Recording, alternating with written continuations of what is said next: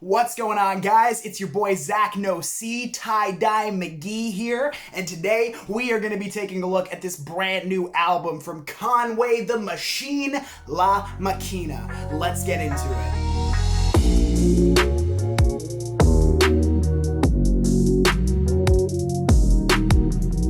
This is the sophomore solo album from Griselda Records co-founder Conway The Machine.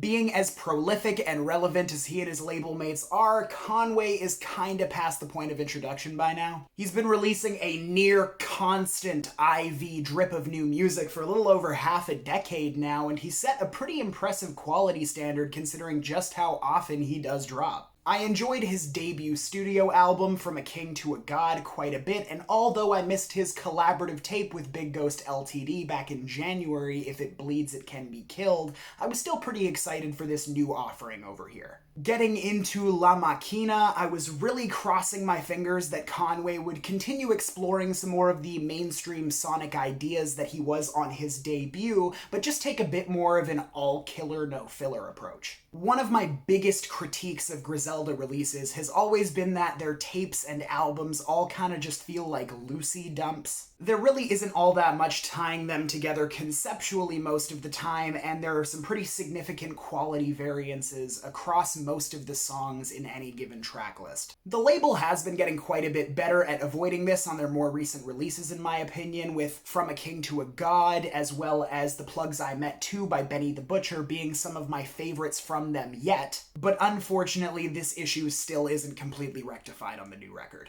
In terms of concepts and consistency, I actually have to say I think La Maquina is a bit of a step back, to be honest. At least the album does kick off on a high note. The intro, Bruiser Body, sees Conway flexing on his competition with some really commendable punchlines and intricate rhyme patterns. The beat on this one is just grimy as hell, with these boom-bap beats layered over a nocturnal combination of like bells and chimes. I get a ton of Schoolboy Q vibes off this instrumental, actually. Honestly speaking, I think he would have absolutely slaughtered this beat. Conway, get him on the remix, please! 6:30 Tip-Off at least continues the excellent instrumental standard that this LP is setting for itself. The percussion's got a lot of low-end weight, with these trappy hi-hats mixed in and a number of samples all mushed together that all combines to make it feel really epic sonically. As much as I do dig the instrumental, though, I do have to say I'm not all that impressed with Conway on this one. His verse here isn't bad or anything, it's just got a lot more of that posturing and braggadocio that is really nothing new to him at all. Overall, the track is decent, I just don't really get all that much out of it personally. Blood Roses does take a similar approach to 6:30, although I do have to admit there is some topical variation on this one. It's more reflective than anything else on the record at this point, with Conway taking a look back at his past and the horrors that he's been through, but he still continues to mix in a lot of those supremacy bars, and he comes off really far from humble.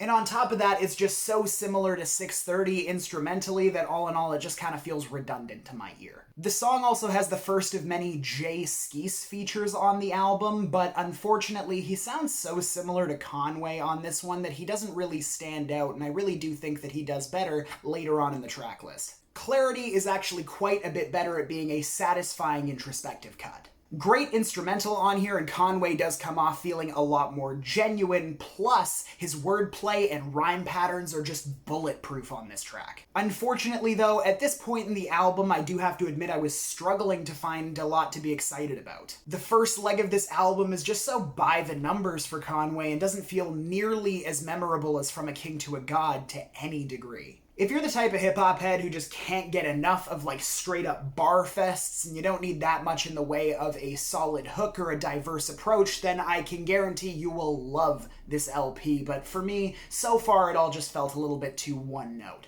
Thank God things start to turn around past this point, though. As soon as KD comes on, I feel like I'm listening to a different album entirely. The Murda Beats produced instrumental on this one just absolutely bangs with these intergalactic synth arpeggios and really murky trap percussion. Conway pulls out arguably my favorite hook that he has ever done on this one, and his flow almost reminds me a little bit of that black hippie cut Vice City, if you guys remember that from a few years ago. The song is just dripping with hit potential, but it still features a lot of that fundamental skill that Conway is known for without making any sacrifices on the songwriting side. The rest of the album is incredibly feature-heavy, and while I do think it is a bit spotty for me enjoyment-wise, I do have to admit most of my highlights did end up on that end of the LP. Now, 200 Pies featuring 2 Chainz, unfortunately, is not one of those. It's just so similar in vibe, sound, and topic to Benny the Butcher's Plug Talk featuring 2 Chainz also that it all just comes out feeling like deja vu to me, and not in a good way. Sister Abigail has this killer instrumental worked around a dusty piano-based melody and some really infectious head-bobbing boom-bap percussion. Jae Skeese's verse on this cut is incredibly in-your-face and way more enjoyable than the feature that he did on Blood Roses was. Now that I think about it, he sounds a lot like Joey Badass on the cut. Honestly, this whole track really reminds me of a Joey song altogether. Love the Genius also slaughters her verse on the cut, and Conway comes around in the back end to tie everything up pretty nicely. These three have a ton of chemistry, and even though there's no hook on the track to speak of, the performances do bring enough energy to really make up for the song's lack of catchiness. Grace features another Jae Skeese verse that certainly succeeds in satisfying. Topically, the song sees Jay and Conway looking back at a lot of the street that they've been through and really stressing the importance of saying your grace to ensure that God protects you from the dangers of that lifestyle. Conway gets a bit autobiographical on the verse, looking back to the beginnings of Griselda Records and thanking God for blessing him with the successes that he has achieved in his life since. The instrumental isn't one of my favorites on the LP, with a pretty basic sample percussion combo that does get the job done, but it's not really a highlight for me on the sonic side. But Scatterbrain? Scatterbrain? Hold up, what was I talking about? Yeah, I'm thirsty.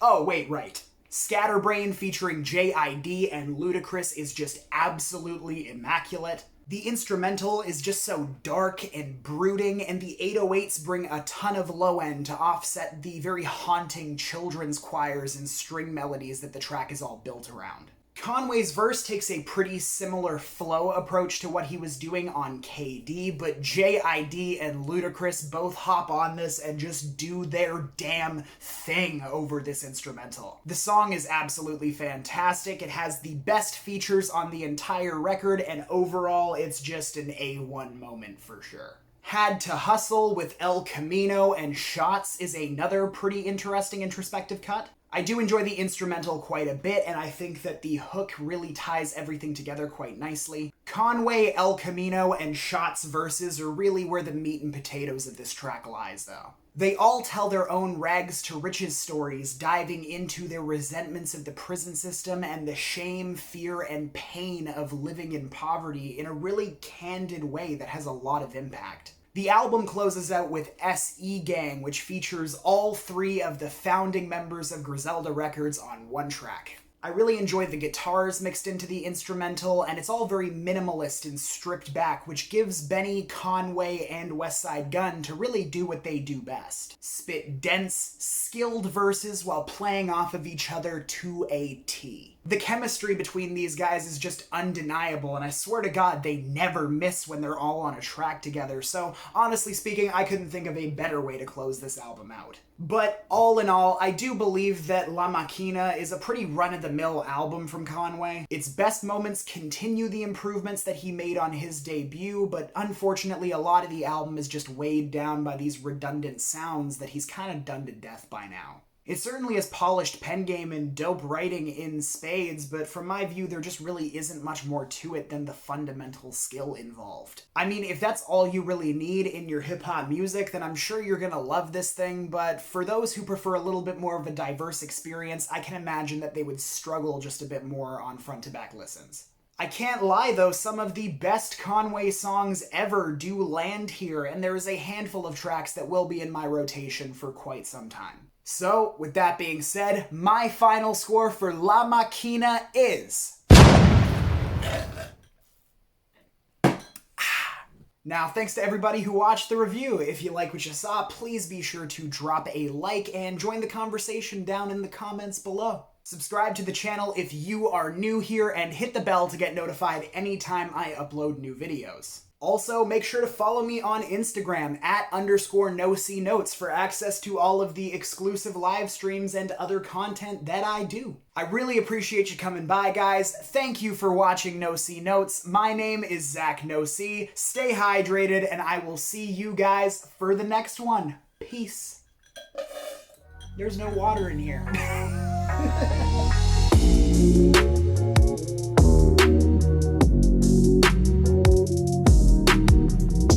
Almost all of my highlights do land on this side of the record. Are you kidding me, dog?